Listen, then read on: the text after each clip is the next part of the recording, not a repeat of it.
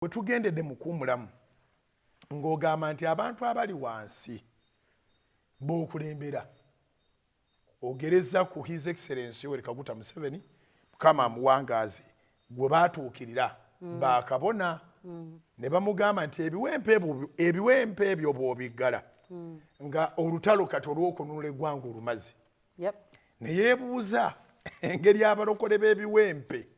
gye bafuuka ekizibu ky'eggwanga lino nga talaba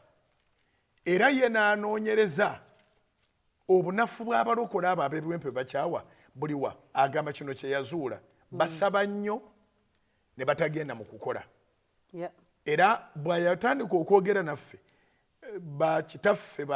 bakadde baffe yatandika baga nti mwongereeko okukola ate nga kyabagamba kiri bibiriko James chapter 2 verse 17 faith without works is dead. Naye bali bannaddiini request gye baateekayo yagigaana ng'omuntu tukijje kukuba nti Peetero Piraato naye se yayimira ku magulu ge n'agamba nti ekyo ky'ogamba nti wandiika bwoti ne bwoti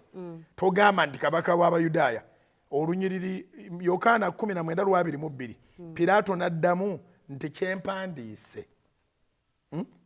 kyempandiise full stop.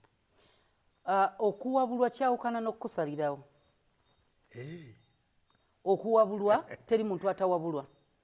naye okusalawo olina okwebuuza Katonda bw'oba mukulembeze kubanga bali yabalaba n'omutima gw'abazaagugoberera naye yennyini Katonda bamuleetera okukomererwa kuba bamaga nti akuleme tugambe Kayisaali mu bukadde oba 5 oba 6 bannayuganda lwaki President Museveni ye president Katonda tasobola kubanga yakola ensobi mu bukadde obwo bwonna gwe yafuula tekitegeeza nti towabulwa osobola kyovula balina be bayita advisors nti osobola okubeera yonna tolabayo tolina maaso toli all knowing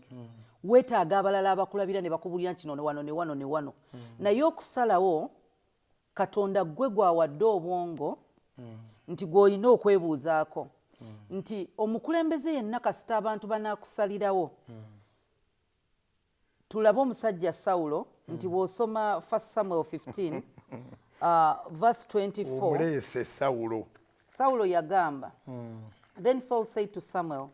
I have sinned, for I have transgressed the commandment of the Lord and your words. Ensonga yeno, because I feared the people and obeyed their voice. Yes. Osomye Samuel ekisooka sura 15 olw'abiri awo Sawulo n'agamba Samwiri nti nayonoona kubanga nasobya ekiragiro kya Mukama n'ebigambo byo kubanga natya abantu neŋŋondera eddoboozi lyabwe bw'olaba omulamuzi bwe yali mu bantu abaali abangi nindako katono nnyo Suzani nkwegayiridde olaba nnyimiriza omwana omuwala ono ssaayo omwoyo ku kye ŋŋenda okwogera tokitwalanga nti eddoboozi ly'abantu ly'eddoboozi lya Katonda n'akamu n'akatono olwaleero ekyokulabirako ekyangu abantu ate nga bagagga nga balina buli kintu kyonna ekyensi eddoboozi lyabwe ligamba nti buli muntu yegatte ku bisiyaga okakasangero eddoboozi lya Katonda nga n'amawanga nga Uganda agabigaana ne gayisa n'etteeka babagamba situgenda bawa buyambi